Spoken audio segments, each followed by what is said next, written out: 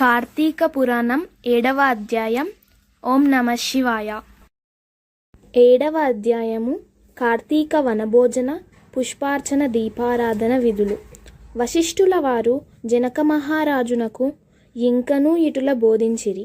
రాజా, కార్తీక మాసము గురించి దాని మహాత్మ్యము గురించి ఎంత వినినను తనివి తీరదు. కార్తీక మాసములో శ్రీ మహావిష్ణువును సహస్రనామావళితో సహస్ర కమలములతో పూజించిన వారి ఇంట లక్ష్మీదేవి స్థిరముగా నుండును. తులసీదళములతో గాని బిల్వపత్రములతో గాని సహస్రనామ పూజ యొనరించినచో వారికి జన్మరాహిత్యము కలుగును. కార్తీక మాసమందు ఉసిరి చెట్టు క్రింద భోజనము పెట్టి తాను తినిన సర్వపాపములు పోవును. ఈ విధముగా కార్తీక స్నానములు దీపారాధనలు చేయలేని వారలు ఉదయమున సాయంకాలమున ఏ దేవాలయముకైనను వెళ్ళి భక్తితో సాష్టాంగ నమస్కారములైనను చేసిన ఎడల వారి పాపములు నశించును. సంపత్తి గలవారు శివకేశవుల ఆలయమునకు వెళ్ళి భక్తితో దేవతార్చన, హోమాదులు, పుణ్యకార్యములు, దాన ధర్మములు చేసిన ఎడల అశ్వమేధ యాగము చేసినంత ఫలము దక్కుటయేగాక వారి పితృదేవతలకు కూడా వైకుంఠ ప్రాప్తి కలుగును. శివాలయమున గాని విష్ణువాలయమున గాని జెండా ప్రతిష్ఠించిన ఎడల యమకింకరులు దగ్గరకు రాలేరు సరికదా. పెనుగాలికి ధూళిరాసులెగిరిపోయినట్లే కోటి శాపములైనను పటాపంచలైపోవును.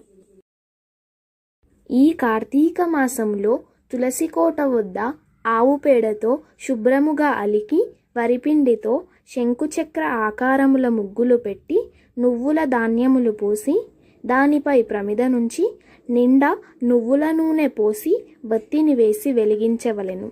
ఈ దీపము రాత్రింబవళ్ళు ఆగకుండా వెలిగించవలెను. దీనినే నందాదీపం అందురు. ఈ విధముగా చేసి నైవేద్యమిడి కార్తీక పురాణము చదువుచుండిన ఎడల శివకేశవులు సంతసించి కైవల్యమొసంగుదురు. అటులనే కార్తీక మాసములో ఈశ్వరుని జిల్లేడు పువ్వులతో నర్చించిన ఆయుర్వృద్ధి కలుగును. సాలగ్రామమునకు ప్రతినిత్యము గంధమును పట్టించి తులసీదళములతో పూజించవలయును. ఏ మనుజుడు ధనము బలము కలిగి కార్తీక మాసమునందు పూజాదులు సలుపడో ఆ మానవుడు మరుజన్మలో శునకమై తిండి దొరకక ఇంటింటా తిరిగి కర్రలతో దెబ్బలు తింటూ నీచ స్థితిలో చచ్చును. కావున కార్తీక మాసము నెల రోజులు పూజలు చేయలేని వారలు ఒక్క సోమవారమైనను చేసి శివకేశవులను పూజించినను మాసఫలము కలుగును. కనుక ఓ రాజా, నీవు కూడా ఈ వ్రతమాచరించి తరింపుము అని చెప్పెను. నమశివాభ్యాం నవయవ్వనాభ్యాం పరస్పరాశ్లిష్ట వపుర్ధరాభ్యాం నాగేంద్ర కన్యా వృష కేతనాభ్యాం నమో నమ శంకర పార్వతీభ్యాం. కార్తీక పురాణము 7వ రోజు 7వ అధ్యాయము సమాప్తము.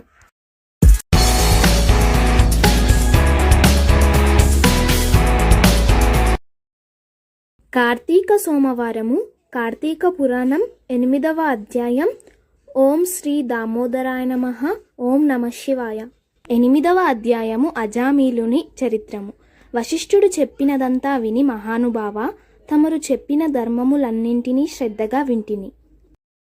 అందు ధర్మము బహు సూక్ష్మమనియు పుణ్యము సులభంగా కలుగుననియు అది నదీ స్నానము, దీపదానము, ఫలదానము, అన్నదానము, వస్త్రదానము వలన కలుగుననియు చెప్పిరి.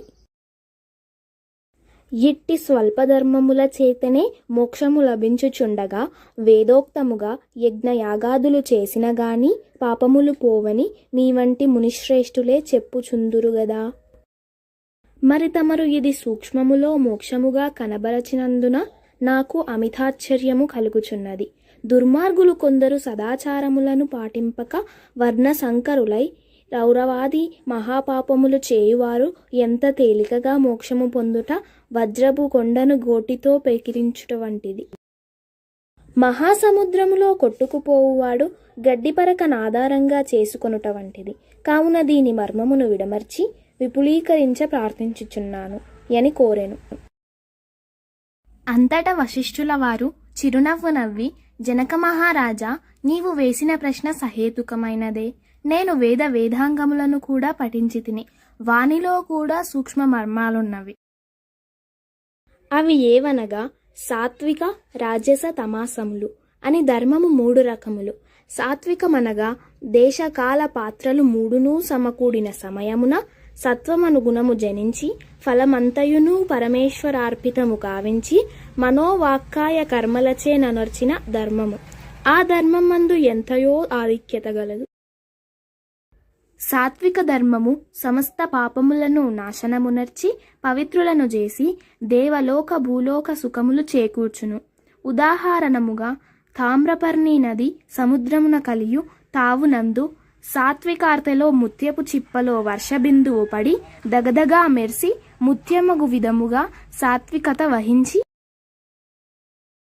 సాత్విక ధర్మం ఆచరించుచు గంగా, యమున, గోదావరి, కృష్ణానదుల పుష్కరాలు మొదలగు పుణ్యకాలములయందు దేవాలయములందు వేదములు పఠించి సదాచారుడై కుటుంబీకుడైన బ్రాహ్మణునకు ఎంత స్వల్పదానము చేసినను లేక ఆ నదీ తీరమందున్న దేవాలయంలో జపతపాదలు నరించినను విశేష ఫలముందగలరు. రాజస ధర్మమనగా ఫలాపేక్ష కలిగి శాస్త్రోక్త విధులు విడిచి చేసిన ధర్మం. ఆ ధర్మం పునర్జన్మ హేతువై కష్టసుఖాదులు కలిగించునదగును. తామస ధర్మమనగా శాస్త్రోక్త నిధులను విడిచి దేశకాల పాత్రలు సమకూడని సమయమున వ్రతచరణార్థం చేయు ధర్మం. ఆ ధర్మం ఫలమునియ్యదు. దేశకాల పాత్రలు సమకూడినప్పుడు తెలిసి కానీ తెలియక గాని ఏ స్వల్పధర్మం చేసినను గొప్ప ఫలమునిచ్చును. అనగా పెద్ద కట్టెల గుట్ట చిన్న అగ్నికణముతో భస్మమగునట్లు శ్రీమన్నారాయణుని నామము తెలిసిగాని తెలియకగాని ఉచ్చరించిన వారి సకల పాపములు పోయి ముక్తి నొందుదురు. దానికొక ఇతిహాసము గలదు. పూర్వకాలమున కన్యాకుబ్జమను నగరమున 4 వేదములు చదివిన ఒక విప్రుడు గలడు. అతని పేరు సత్యవ్రతుడు. అతనికి సకల సద్గుణరాశియగు హేమవతి అను భార్య కలదు. ఆ దంపతులు అన్యోన్య ప్రేమ కలిగి అపూర్వ దంపతులని పేరు వడసిరి. వారికి చాలా కాలమునకు లేకలేక ఒక కుమారుడు జన్మించెను. వారా బాలుని అతి గారాభముగా పెంచుచు అజామీలుడని నామకరణము చేసిరి. ఆ బాలుడు దినదిన ప్రవర్ధమానుడగుచు అతి గారాభము వలన పెద్దలను కూడా నిర్లక్ష్యముగా చూచుచు దుష్ట సహవాసములు చేయుచు విద్యనభ్యసింపక బ్రాహ్మణ ధర్మములు పాటింపక సంచరించుచుండెను. ఈ విధముగా నుండగా కొంతకాలమునకు యవ్వనము రాగా కామాంధుడై మంచి చెడ్డలు మరచి యజ్ఞోపవీతము త్రెంచి మద్యం సేవించుచు ఒక ఎరుకల జాతి స్త్రీని వలచి నిరంతరము క్రామకీడలలో ఫెలియాడుచు ఇంటికి రాకుండా తల్లిదండ్రులను మరచి ఆమె ఇంటనే భుజించుచుండెను. అతిగారాభము ఎట్లు పరిణమించినదో వింటివా రాజా? తమ బిడ్డలపై తల్లిదండ్రులకు ఎంత అనురాగమున్ననూ పైకి తెలియపరచక చిన్ననాటి నుంచి అదుపులో అజ్ఞాలలో నుంచకపోయిన ఎడల ఈ విధంగానే జరుగును. కావున అజామీలుడు కులభ్రష్టుడు కాగా వాని బంధువులతనిని విడిచిపెట్టిరి. అందుకు అజామీలుడు రెచ్చిపోయి వేట వలన పక్షులను జంతువులను చంపుతూ కిరాత వృత్తిలో జీవించుచుండెను. ఒక రోజున ఆ 2 ప్రేమికులు అడవిలో వేటాడుచు ఫలములు కోయుచుండగా ఆ స్త్రీ తేనెపట్టుకై చెట్టెక్కి తేనెపట్టు తీయబోగా కొమ్మ విరిగి క్రిందపడి చనిపోయెను. అజామీలుడు ఆ స్త్రీపై బడి కొంతసేపు ఏడ్చి తరువాత ఆ అడవియందే ఆమెను దహనము చేసి ఇంటికి వచ్చెను. ఆ ఎరుకల దానికి అంతకుముందే ఒక కుమార్తె ఉండెను. కొంతకాలమునకు ఆ బాలికకు యుక్త వయస్సు రాగా కామాంధకారముచే కన్నుమిన్నుగానక అజామీలుడు ఆ బాలికను కూడా చేపట్టి ఆమెతో కూడా కామక్రీడలలో తెలియాడుచుండెను. వారికి 2 కొడుకులు కూడా కలిగిరి. 2 పురిటిలోనే చచ్చిరి. మరల ఆమె గర్భము ధరించి ఒక కుమారుని కనెను. వారిద్దరూ ఆ బాలునికి నారాయణ అని పేరు పెట్టి పిలుచుచు ఒక్క క్షణమైనను ఆ బాలుని విడవక ఎక్కడకు వెళ్ళినా వెంటబెట్టుకొని వెళ్ళుచు నారాయణ నారాయణ అని ప్రేమతో సాకుచుండిరి. కానీ నారాయణ అని స్మరించిన ఎడల తన పాపములు నశించి మోక్షము పొందవచ్చునని మాత్రము అతనికి తెలియకుండెను. ఇట్లు కొంతకాలము జరిగిన తర్వాత అజామిలునకు శరీర పటుత్వము తగ్గి రోగగ్రస్తుడై మంచము పట్టి చావునకు సిద్ధపడి ఉండెను. ఒకనాడు భయంకరాకారముతో పాశాది ఆయుధములతో యమభటులు ప్రత్యక్షమైరి. వారిని చూచి అజామీలుడు భయము చెంది కుమారునిపైనున్న వాత్సల్యము వలన ప్రాణములు విడువలేక నారాయణ నారాయణ యనుచునే ప్రాణములు విడిచెను. అజామీలుని నోట నారాయణ యను శబ్దము వినబడగానే యమభటులు గడగడా వణకసాగిరి. అదే వేళకు దివ్య మంగళాకారులు శంఖచక్ర గదాదారులు యగు శ్రీమన్నారాయణుని దూతలు విమానములో నచ్చటకి వచ్చి, ఓ యమభటులారా, వీడు మావాడు. మేము వీనిని వైకుంఠమునకు తీసుకొని పోవుటకు వచ్చితిమి అని చెప్పి అజామీలుని విమానమెక్కించి తీసుకొని పోవుచుండగా యమదూతలు, అయ్యా మీరెవ్వరు? వీడు అతి దుర్మార్గుడు.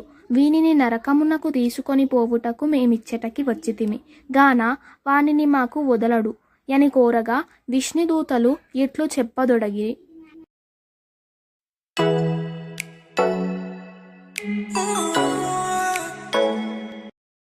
కార్తీక పురాణం 9వ అధ్యాయం. ఓం శ్రీ దామోదరాయ నమః. ఓం నమః శివాయ. 9వ అధ్యాయం. విష్ణు యమదూతల సంవాదము.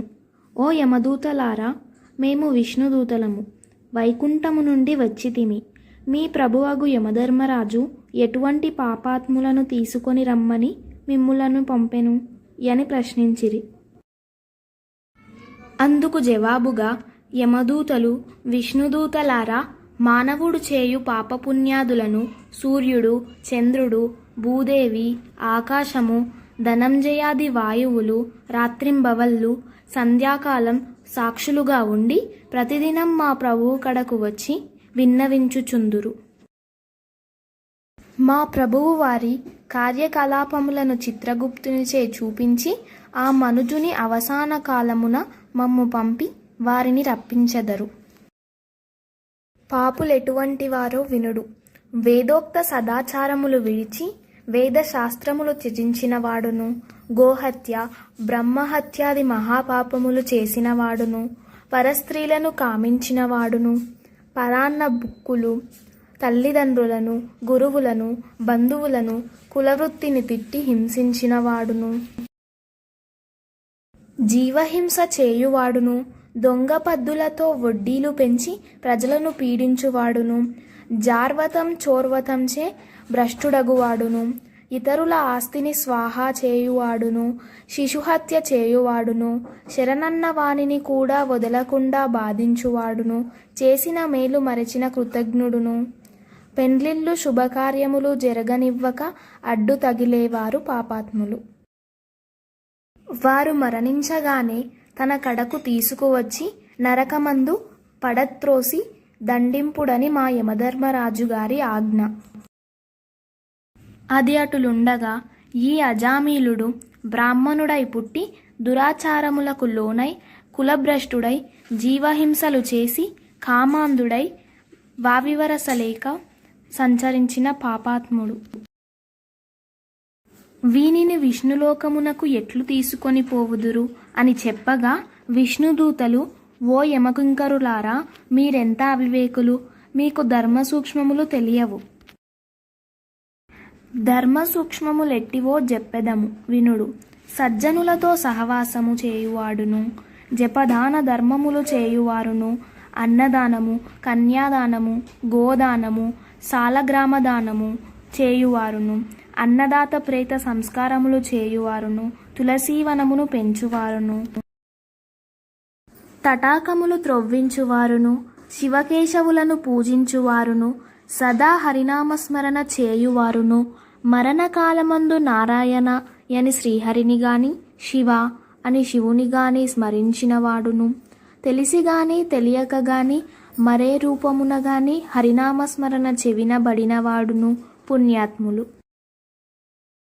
కాబట్టి అజామీలుడు ఎంత పాపాత్ముడైనా మరణకాలమున నారాయణ అని స్మరించుచూ చనిపోయెను గాన మేము వైకుంఠమునకు తీసుకుపోవుదుము అని పలికిరి. అజామీలుడు విష్ణుదూతల యమదూతల సంభాషణలు ఆలకించి ఆశ్చర్యముంది, ఓ విష్ణుదూతలారా, పుట్టిన నాటి నుండి నేటి వరకు శ్రీమన్నారాయణ పూజ గాని, వ్రతములు గాని, ధర్మములు గాని చేసి ఎరుగను. నవమాసములు మోసి కనిపెంచిన తల్లిదండ్రులకు సహితము ప్రణమిల్లలేదు. వర్ణాశ్రమములు విడిచి కులభ్రష్టుడనై నీచకుల కాంతలతో సంసారము చేసి తిని. నా కుమారుని యందున్న ప్రేమచే నారాయణ అనినంత మాత్రమున నన్ను ఘోర నరక బాధల నుండి రక్షించి వైకుంఠమునకు తీసుకొని పోవుచున్నారు. ఆహా, నేనెంత అదృష్టవంతుడను! నా పూర్వజన్మ సుకృతము, నా తల్లిదండ్రుల పుణ్యఫలమే నన్ను రక్షించినది అని పలుకుచు సంతోషముగా విమానమెక్కి వైకుంఠమునకేగెను. కావున ఓ జనక చక్రవర్తి, తెలిసిగాని తెలియక గాని నిప్పును ముట్టిన నెట్టుల బొబ్బలెక్కి బాధ కలిగించునో అటులనే శ్రీహరిని స్మరించిన ఎడల సకల పాపములు నశించి మోక్షము నొందుదురు. ఇది ముమ్మాటికి నిజము. కార్తీక పురాణం 9వ అధ్యాయము సమాప్తము.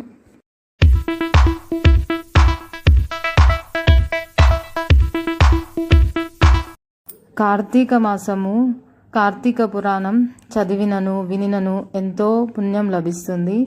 కార్తీక దామోదరాయ నమః. ఓం నమః శివాయ. 10వ అధ్యాయము అజామీలుని పూర్వజన్మ వృత్తాంతము. జనకుడు వశిష్ఠుల వారిని గాంచి, మునిశ్రేష్ఠ, ఈ అజామీలుడు ఎవడు? వాడి పూర్వజన్మం ఎటువంటిది? పూర్వజన్మంబున నెట్టి పాపములు చేసియుండెను. ఇప్పుడు ఈ విష్ణుదూతలు వైకుంఠమునకు తీసుకొని పోయిన తర్వాతనేమి జరిగెను వివరించవలసినదిగా ప్రార్థించెను. అంత నా మునిశ్రేష్ఠుడు జనక మహారాజును గాంచి ఇట్లు పలికెను. జనక, అజామీలుని విష్ణుదూతలు వైకుంఠమునకు తీసుకొని పోయిన తరువాత యమకింకరులు తమ ప్రభువగు యమధర్మరాజు కడకేగి, ప్రభు, తమ ఆజ్ఞ ప్రకారం అజామీలుని తీసుకొని వచ్చుటకు వెళ్ళగా అచ్చటకు విష్ణుదూతలు కూడా వచ్చి మాతో వాదించి అజామీలుని విమానమెక్కించి వైకుంఠమునకు తీసుకొని పోయిరి. మేము చేయున్నది లేక చాలా విచారించుచూ ఇచ్చటకు వచ్చినారము అని భయకంపితులై విన్నవించుకొనిరి. ఔరా, ఎంత పని జరిగెను! ఎప్పుడూ ఇట్టి విధంగా జరిగి ఉండలేదే. దానికి బలమైన కారణం ఏదైనా ఉండి ఉండవచ్చును అని యముడు తన దివ్య దృష్టితో అజామీలుని పూర్వజన్మ వృత్తాంతము తెలుసుకొని, ఓహో, అది ఆ సంగతి. తన అవసాన కాలమున నారాయణ అని వైకుంఠవాసుని నామస్మరణ చేసియుండెను. అందులకు గాను విష్ణుదూతలు వచ్చి వానిని తీసుకొని పోయిరి. తెలియక గాని తెలిసి గాని మృత్యు సమయమున హరినామస్మరణ ఎవరు చేయుదురో వారికి వైకుంఠ ప్రాప్తి తప్పక కలుగును గనుక అజామీలునికి వైకుంఠ ప్రాప్తి కలిగెను కదా అని అనుకొనెను. అజామీలుడు పూర్వజన్మలో మహారాష్ట్ర దేశమున ఒకానొక శివాలయంలో అర్చకుడుగానుండెను. అతడు తన అపురూపమైన అందం చేతను, సిరి సంపదల చేతను, బలం చేతను గర్విష్ఠి అయి వ్యభిచారి అయి శివారాధన చేయక శివాలయము యొక్క ధనం నపహరించుచు శివుని విగ్రహము వద్ద ధూపదీప నైవేద్యములను పెట్టక దుష్ట సహవాసములను మరిగి విచ్చలవిడిగా తిరుగుచుండెడివాడు. ఒక్కొక్కప్పుడు శివాలయంలో పరమేశ్వరునికెదురుగా పాదములుంచి పరుండెడివాడు. ఇతనొక బీద బ్రాహ్మణ స్త్రీతో రహస్య సంబంధముండెడిది. ఆమె కూడా అందమైన దగుటచే చేయునది లేక ఆమె భర్తే చూచియూ చూడనటుల నుండి భిక్షాటనకై ఊరూరా తిరుగుచూ ఏదో వేళకు ఇంటికి వచ్చి కాలం గడుపుచుండెడివాడు. ఒకనాడు పొరుగురికి వెళ్ళి యాచన చేసి పెద్ద మూటలో బియ్యము కూరలు నెత్తిన పెట్టుకొని వచ్చి అలసిపోయి, నాకు ఈ రోజున ఆకలి మిక్కుటముగానున్నది, త్వరగా వంట చేసి పెట్టుము అని భార్యతో అనెను. అందులకామె చీదరించుకొనుచు నిర్లక్ష్యముతో కాళ్ళు కడుగుకొనుటకు నీళ్లు కూడా ఇయ్యక అతని వంక కన్నెత్తి అయినను చూడక విటునుపై మనస్సు గలది అయి మగని తూలనాడుట వలన భర్తకు కోపం వచ్చి మూలనున్న కర్రతో బాదెను. అంతా ఆమె భర్త నుండి చేతికర్ర లాగుకొని భర్తను రెండింతలు కొట్టి బయటకు త్రోసి తలుపులు మూసివేసెను. అతడు చేయునది లేక భార్యపై విసుగు జనించుట వలన ఇక ఇంటి ముఖం పట్టరాదని తలపోసి దేశాటనకు వెడలిపోయెను. భర్త ఇంటి నుండి వెడలిపోయెను కదా అని సంతోషించి ఆమె ఆ రాత్రి బాగా ముస్తాబై వీధి అరుగుపై కూర్చుండి ఉండగా ఒక చాకలివాడు ఆ దారిన పోవుచుండెను. అతనిని పిలిచి, ఓయి, నీవీ రాత్రి నాతో రతిక్రీడ సలుపుటకు రమ్మని కోరెను.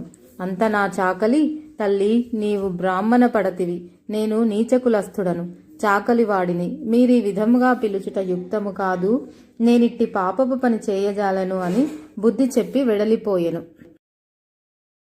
ఆమె ఆ చాకలివాని అమాయకత్వమునకు లోలోన నవ్వుకొని అచ్చట నుండి బయలుదేరి ఆ గ్రామ శివార్చకుని కడకేగి తన కామవాంఛ తీర్చమని పరిపరి విధముల బతిమాడి ఆ రాత్రంతయు అతనితో గడిపి ఉదయమున ఇంటికి వచ్చి, అయ్యో, నేనెంతటి పాపమునకు ఒడగట్టి తిని. అగ్ని సాక్షిగా పెండ్లాడిన భర్తను ఇంటి నుండి వెడలగొట్టి క్షణికమైన కామవాంఛకు లోనై మహాపరాధము చేసి తిని అని పశ్చాత్తాపమొంది ఒక కూలివాణిని పిలిపించి కొంత ధనమిచ్చి తన భర్తను వెతికి తీసుకురావలసినదిగా పంపెను. కొన్ని దినములు గడిచిన తర్వాత భర్త ఇంటికి రాగా పాదములపై బడి తన తప్పులను క్షమించమని ప్రార్థించెను. అప్పటి నుండి ఆమె మంచి నడవడికను అవలంబించి భర్త అనురాగమునకు పాత్రురాలయ్యెను. కొంతకాలమునకు శివార్చకునకు నేదియో వ్యాధి సంక్రమించి దినదినము క్షీణించుచు మరణించెను. అతడు రౌరవాది నరకకూపమున బడి నానా బాధలు పొంది మరల నరక జన్మమెత్తి సత్యవ్రతుడను బ్రాహ్మణోత్తమునకు కుమారుడై కార్తీక మాసమున నదీ స్నానము చేసి దేవతా దర్శనం చేసి ఉండుట వలన నేడు జన్మముల పాపములు నశించుట చేత అజామీలుడై పుట్టెను. ఇప్పటి తన అవసాన కాలమున నారాయణ అని శ్రీహరిని స్మరించుట వలన వైకుంఠమునకు పోయెను. బ్రాహ్మణుని భార్యయగు ఆ కామిని కూడా రోగగ్రస్తురాలై చనిపోయెను. అనేక యమయాతనలను అనుభవించి ఒక మాలవాని ఇంట జన్మించెను. ఆ మాలవాడు ఆ పిల్ల జన్మరాశి చూపించగా తండ్రి గండమున పుట్టిందని జ్యోతిష్కుడు చెప్పెను. మాలవాడ ఆ శిశువుని తీసుకొని పోయి అడవియందు వదిలిపెట్టెను.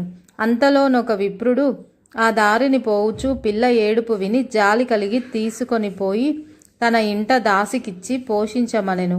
ఆ బాలికనే అజామీలుడు ప్రేమించెను. వారి పూర్వజన్మ వృత్తాంతమిదియే అని పలికెను. నిర్మలమైన మనస్సుతో శ్రీహరిని ధ్యానింపక దాన ధర్మములు చేయక శ్రీహరి కథలను ఆలకింపక యున్నను కార్తీక మాస స్నాన ప్రభావమున ఎటువంటి వారినైనను మోక్షమొందగలరు గాన కార్తీక మాసమునందు వ్రతములు పురాణ శ్రవణములు చేసిన వారలు ఇహపర సుఖములు పొందగలరు. కార్తీక పురాణము 10వ అధ్యాయము సమాప్తము.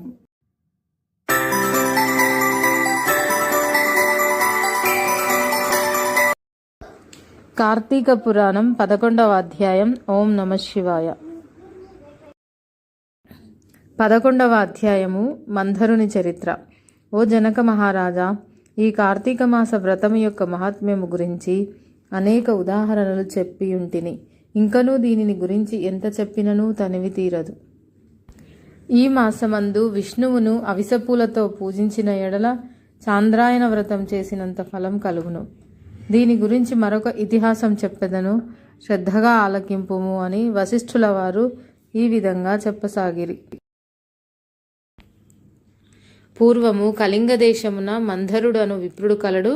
అతడు ఇతరుల ఇండ్లలో వంటలు చేయుచు అక్కడనే భుజించుచు మధ్య మాంసాది పానీయములు సేవించుచు తక్కువ జాతి వారి సాంగత్యం వలన స్నాన జప దీపారాధనాదికములను ఆచారములు చేయక దురాచారుడై మెలుగుచుండెను.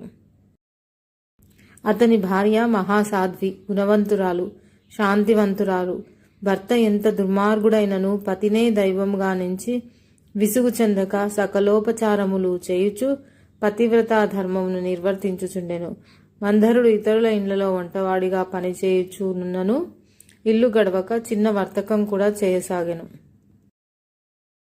ఆఖరికి దాని వలన కూడా పొట్ట గడవకపోవుటచే దొంగతనములు చేయుచు దారి కాచి బాటసారులను బాధించి వారి వద్దనున్న ధనము వస్తువులు అపహరించి జీవించుచుండెను. ఒక దినమున ఒక బ్రాహ్మణుడు అడవిదారిన బడి పోవుచుండగా అతనిని భయపెట్టి కొట్టి ధనం అపహరించుచుండగా అక్కడకు మరొక కిరాతకుడు వచ్చి ధనాశచే వారిద్దరినీ చంపి ధనము మూటగట్టుకొని వచ్చుచుండెను. సమీపమందున్న ఒక గుహ నుండి వ్యాఘ్రం ఒకటి గాండ్రించుచూ వచ్చి కిరాతకునిపై పడెను. కిరాతకుడు దానిని కూడా చంపెను. కానీ ఆ పులి కూడా తన పంజాతో కొట్టి కిరాతకుని కొట్టియుండుట వలన ఆ దెబ్బకు కిరాతకుడు కూడా చనిపోయెను. ఈ విధంగా ఒకే కాలమున నలుగురు 4 విధముల హత్యలు చేసి చనిపోయినందున ఆ నలుగురు కూడా యమలోకమున అనేక శిక్షలు అనుభవించుచు రక్తము గ్రక్కుచు బాధపడుచుండిరి. మంధరుడు చనిపోయిన నాటి నుండి అతని భార్య నిత్యము హరినామస్మరణ చేయుచు సదాచారవర్తిని అయి భర్తను తలుచుకొని దుఃఖించుచు కాలం గడుపుచుండెను. కొన్నాళ్లకు ఆమె ఇంటికి ఒక ఋషి పుంగవుడు వచ్చెను. ఆ వచ్చిన ఋషిని గౌరవంగా ఆహ్వానించి అర్ఘ్యపాద్యాదులచే పూజించి, స్వామి, నేను దీనురాలను, నాకు భర్త గాని సంతతి గాని లేరు. నేను సదా హరినామస్మరణ చేయుచు జీవించుచున్న దానను కాన నాకు మోక్ష మార్గం ప్రసాదించమని బతిమాలుకొనెను. ఆమె విషయమునకు ఆచారమునకు ఆ ఋషి సంతసించి, అమ్మ, ఈ దినము కార్తీక పౌర్ణమి, చాలా పవిత్రమైన దినము. ఈ దినమున వృధాగా పాడు చేసుకొనవద్దు. ఈ రాత్రి దేవాలయంలో పురాణం చదువుదురు. నేను చెమురు తీసుకొని వచ్చేదను. నీవు ప్రమిదను ఒత్తిని తీసుకొని రావలైను. దేవాలయంలో ఈ ఒత్తిని తెచ్చిన ఫలం నీవు అందుకొనుము అని చెప్పిన తోడనే అందుకు ఆమె సంతసించి వెంటనే దేవాలయంకు వెళ్ళి శుభ్రం చేసి గోమయముచే అలికి ముగ్గులు పెట్టి తానే స్వయంగా ఒత్తి చేసి 2 ఒత్తులు వేసి ఋషి తెచ్చిన నూనె పాత్రలో పోసి దీపారాధన చేసెను. అటు తర్వాత ఇంటికి వెళ్ళి తనకు కనిపించిన వారినెల్లా ఆ రోజు రాత్రి ఆలయమునందు జరుగు పురాణ కాలక్షేపమునకు రమ్మని చెప్పి ఆమె కూడా రాత్రి అంతయు పురాణమును వినెను. ఆనాటి నుంచి ఆమె విష్ణు చింతనతో కాలం గడుపుచు కొంతకాలమునకు మరణించెను. ఆమె పుణ్యాత్మురాలు అగుట వలన విష్ణుదీతలు వచ్చి విమానం ఎక్కించి వైకుంఠమునకు తీసుకొని పోయిరి. ఆమెకు పాపాత్ముడైన భర్తతో సహవాసం వలన కొంచెం దోషం ఉండుట చేత మార్గమధ్యమున యమలోకమునకు తీసుకొని పోయిరి. అచ్చట నరకమందు మరి 3 బాధపడుచున్న తన భర్తను చూసి, ఓ విష్ణుదూతలారా, నా భర్త మరి 3 ఈ నరక బాధ పడుచున్నారు కాన నా యందు దయ ఉంచి వారిని ఉద్ధరింపుడు అని ప్రాధేయపడాను. అంత విష్ణుదూతలు, అమ్మ, నీ భర్త బ్రాహ్మణుడయ్యుండియు స్నాన సంధ్యాదులు మాని పాపాత్ముడైనాడు. 2వ వాడు కూడా బ్రాహ్మణుడైనను అతడు కూడా ధనాశచే ప్రాణహితుని చంపి ధనం అపహరించెను. 3వ వాడు వ్యాఘ్రము. 4వ వాడు పూర్వం ద్రావిడ దేశమున బ్రాహ్మణుడై జన్మించి అనేక అత్యాచారాలు చేసి 12 రోజున కూడా తైలలేపనము మధ్య మాంస భక్షణ చేసినవాడు కాన పాపాత్ముడైనాడు. అందుచే మీ 4 నరక బాధలు పడుతున్నారు అని వారి చరిత్రలు చెప్పిరి. అందులకు ఆమె చాలా విచారించి, ఓ పుణ్యాత్ములారా, నా భర్తతో పాటు మిగిలిన 3 కూడా ఉద్ధరింపుడని ప్రార్థించగా అందులకు ఆ దూతలు, అమ్మ, కార్తీక శుద్ధ పౌర్ణమి నాడు నీవు ఒత్తి చేసిన ఫలమును వ్యాఘ్రమునకు, పాత్రఫలం కిరాతకునకు, పురాణము వినుట వలన కలిగిన ఫలం నీ భర్తకు, పురాణం వినుటకు రమ్మని పిలిచినందుకు కలిగిన ఫలం ఆ విప్రునకు ధారపోసినచో వారికి మోక్షం కలుగును అని చెప్పగా అందులకు ఆమె అట్లే దారపోసెను. ఆ నలుగురు ఆమె కడకు వచ్చి విమానమెక్కి వైకుంఠమునకు వెళ్ళిరి. కావున ఓ రాజా, కార్తీక మాసమున పురాణము వినుట వలన, దీపం వెలిగించుట వలన ఎట్టి ఫలం కలిగెనో వింటివా అని వశిష్ఠుల వారు నుడివిరి. ఓమిత్యేకాక్షరం బ్రహ్మ వ్యాహరంతి త్రయశిఖా తస్మైరాత్మనే మేధా దక్షిణామూర్తియే నమః. కార్తీక పురాణం 11వ అధ్యాయం సమాప్తము.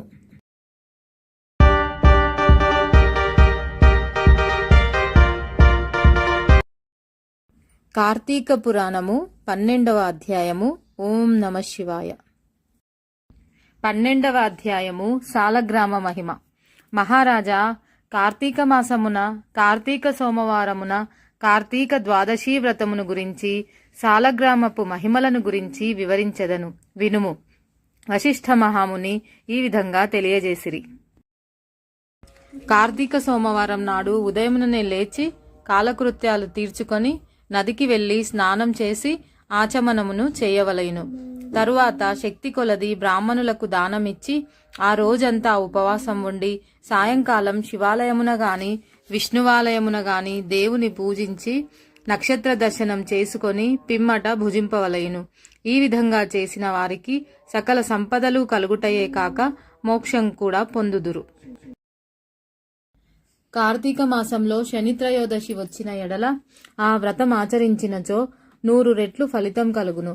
కార్తీక శుద్ధ పౌర్ణమి రోజున గాని, ఏకాదశి రోజున గాని, ద్వాదశి రోజున గాని పూర్ణోపవాసం ఉండి ఆ రాత్రి విష్ణువాలయమునకు వెళ్లి శ్రీహరిని మనసారా ధ్యానించి శ్రీహరి సన్నిధిని పురాణ కాలక్షేపం చేసి మరునాడు బ్రాహ్మణ సమారాధన చేసిన 1,000,000 యజ్ఞముల ఫలితము కలుగును. ఈ విధముగా చేసిన వారలకు సూర్య సమయమున గంగానదిలో స్నానం చేసి బ్రాహ్మణునకు భోజనదానం చేసిన నెంత పుణ్యము కలుగునో దానికంటే అధికముగా ఫలం కలుగును. కార్తీక శుద్ధ ద్వాదశి నాడు శ్రీమన్నారాయణుడు శేషపానుపు నుండి లేచును గనుక కార్తీక శుద్ధ ఏకాదశి వ్రతము విష్ణువునకు ఇష్టము. ఆ రోజున శ్రీమంతులెవరైనా ఆవు కొమ్ములకు బంగారు తొడుగులు తగిలించి ఆవు కాళ్లకు వెండి డెక్కలు తగిలించి దూడతో సహా బ్రాహ్మణునకు దానమిచ్చిన ఎడల ఆ యావు శరీరమందు ఎన్ని రోమములు కలవో అన్ని సంవత్సరములు ఇంద్రలోకములో స్వర్గ సుఖములు పొందుదురు. కార్తీక మాసమందు వస్త్రదానం చేసినను గొప్ప ఫలం కలుగును. మరియు కార్తీక శుద్ధ పాడ్యమి రోజున, కార్తీక పౌర్ణమి రోజున కంచు పాత్రలో ఆవు నెయ్యి పోసి దీపం ఉంచిన వారు పూర్వజన్మలో చేసిన సకల పాపములు హరించును. ద్వాదశి నాడు యజ్ఞోపవీతములు దక్షిణతో బ్రాహ్మణునకు దానమిచ్చిన వారు ఇహపర సుఖములు పొందగలరు. ద్వాదశి రోజున బంగారు తులసి చెట్టున గాని సాలగ్రామమును గాని ఒక బ్రాహ్మణునకు దానమిచ్చిన ఎడల 4 సముద్రాల మధ్యనున్న భూమిని దానము చేసినంత ఫలం కలుగును. దీనికి ఉదాహరణగా ఒక కథ కలదు, శ్రద్ధగా ఆలకింపుము. పూర్వము అఖండ గోదావరి నదీ తీరమందలి ఒకానొక పల్లెయందు ఒక వైశ్యుడు నివసించుచుండెను. వాడు మిగుల దురాశాపరుడై నిత్యము ధనమును కూడబెట్టుచు తాను అనుభవింపక ఇతరులకు పెట్టక బీదలకు దానధర్మములు చేయక ఎల్లప్పుడూ పరనిందలతో తానే గొప్ప శ్రీమంతుడుగా విర్రవీగుచు ఏ జీవికి కూడా ఉపకారమైనను చేయక పరుల ద్రవ్యములు నెటుల అపహరింతునాయను తలంపుతో కుత్సిత బుద్ధి కలిగి కాలం గడుపుచుండెను. అతడు ఒకనాడు తన గ్రామమునకు సమీపమున ఉన్న పల్లెలో నివసించుచున్న ఒక బ్రాహ్మణునకు తన వద్దనున్న ధనము పెద్ద వడ్డీకి అప్పు ఇచ్చెను. మరికొంత కాలమునకు తన సొమ్ము తనకిమ్మని ఆ విప్రుని అడుగను. అయ్యా, తమకియ్యవలసిన ధనం 1 నెల రోజుల గడువులో ఇవ్వగలను, మీ రుణం ఉంచుకోను. ఈ జన్మలో తీర్చని ఎడల మరు జన్మమున మీ ఇంట ఏ జంతువుగానో పుట్టి అయినా మీ రుణం తీర్చుకోగలను అని సవినేముగా వేడుకొనెను. ఆ మాటలకు కోమటి మండిపడి, అట్లు వీలులేదు, నా సొమ్ము నాకిప్పుడే ఇయ్యవలయును, లేని ఎడల నీ కంఠమును నరికివేయుదును అని ఆవేశం కొలది వెనక ముందు ఆలోచించక తన మొలలో ఉన్న కత్తితో ఆ బ్రాహ్మణుని కుత్తుక కోసెను. వెంటనే ఆ బ్రాహ్మణుడు గిలగిలా తన్నుకొని చనిపోయెను. ఆ కోమటి భయపడి అక్కడనేయున్నచో రాజభటులు వచ్చి పట్టుకొందురని జడిసి తన గ్రామమునకు పారిపోయెను. బ్రాహ్మణ హత్య మహాపాతకం కనుక అప్పటి నుండి ఆ వైశ్యునకు బ్రహ్మహత్యా పాపం ఆవహించి కుష్ఠవ్యాధి కలిగి నానా బాధలు పడుతూ మరికొన్నాళ్లకు మరణించెను. వెంటనే యమదూతలు వచ్చి అతని తీసుకొని పోయి రౌరవాది నరక కూపమున బడద్రోసిరి. ఆ వైశ్యునకు ఒక కుమారుడు కలడు. అతని పేరు ధర్మవీరుడు. ఆ పేరునకు తగినట్లుగానే తండ్రి సంపాదించిన ధనమును దాన ధర్మాలు చేయుచు, పుణ్యకార్యములు ఆచరించుచు, నీడ కొరకై చెట్లు నాటించుచు, నూతులు చెరువులు త్రవ్వించుచు, సకల జనులకు సంతోషపెట్టుచు మంచి కీర్తిని సంపాదించెను. ఇట్లుండగా కొంతకాలమునకు త్రిలోక సంచారియగు నారదుల వారు యమలోకమును దర్శించి భూలోకమునకు వచ్చి హరినామస్మరణ చేస్తూ త్రోవలో ధర్మవీరుని ఇంటికి వేంచేసిరి. ధర్మవీరుడు నారదుల వారికి సాష్టాంగ దండ ప్రణామములు ఆచరించి విష్ణుదేవునిగా భావించి అర్ఘ్యపాద్యాది విధుల చేత సత్కరించి చేతులు జోడించి, మహానుభావ, నా పుణ్యం కొలది నేడు తమ దర్శనం లభించినది. నేను ధన్యుడను. నా జన్మ తరించినది. నా ఇల్లు పావనమైనది. శక్తి కొలది నే చేయు సత్కారములను స్వీకరించి తమరు వచ్చిన కార్యమును విశదీకరింపుడు అని సవినయుడై వేడుకొనెను. అంత నారదుడు చిరునవ్వు నవ్వి, ఓ ధర్మవీరా, నేను నీకు ఒక హితవు చెప్పదలచి వచ్చి తిని. శ్రీ మహావిష్ణువునకు కార్తీక మాసంలో శుద్ధ ద్వాదశి మహాప్రీతికరమైన దినము. ఆ రోజున స్నాన దాన జపాదులు ఏవి చేసినను అత్యంత ఫలం కలుగును. 4 జాతులలో ఏ జాతివారైనను, స్త్రీ అయినా పురుషుడైనా, జారుడైనా చోరుడైనా, పతివ్రతయైనా వ్యభిచారిణి అయినా కార్తీక శుద్ధ ద్వాదశి రోజున సూర్యుడు తులారాశి యందు ఉండగా నిష్ఠగా ఉపవాసం ఉండి సాలగ్రామ దానములు చేసిన ఎడల వెనుకటి జన్మలందు ఈ జన్మమందు చేసిన పాపములు పోవును. నీ తండ్రి యమలోకంలో మహానరకం అనుభవించుచున్నాడు. అతనిని ఉద్ధరించుటకై నీవి సాలగ్రామ దానం చేయక తప్పదు. అట్లు చేసి నీ తండ్రి రుణం తీర్చుకొనుము అని చెప్పెను.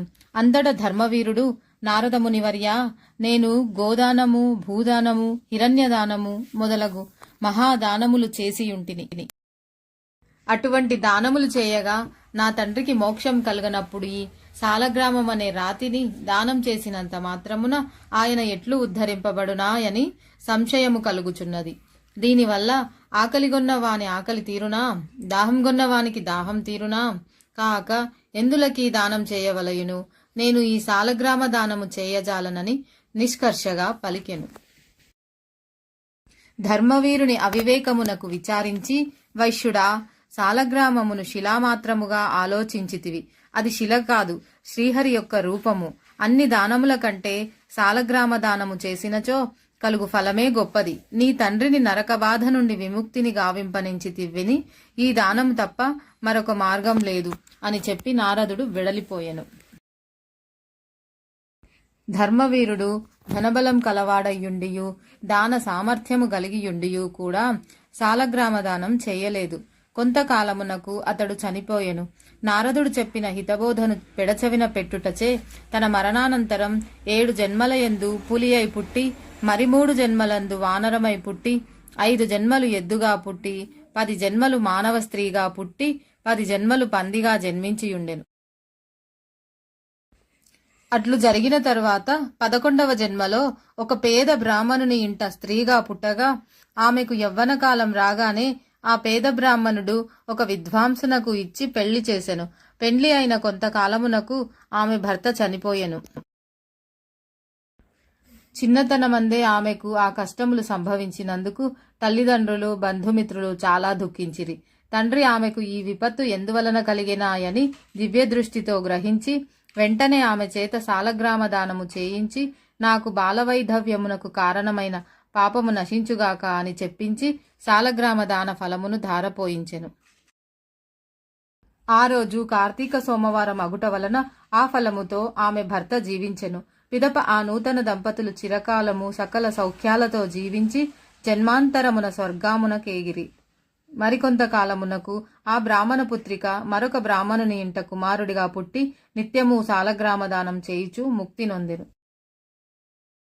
కావున ఓ జనక, కార్తీక శుద్ధ ద్వాదశి రోజున సాలగ్రామ దానం చేసిన దానఫలం ఇంతింత కాదు, ఎంతో ఘనమైనది. కావున నీవును సాలగ్రామ దానమును చేయుము. కార్తీక పురాణము 12వ అధ్యాయము సమాప్తము.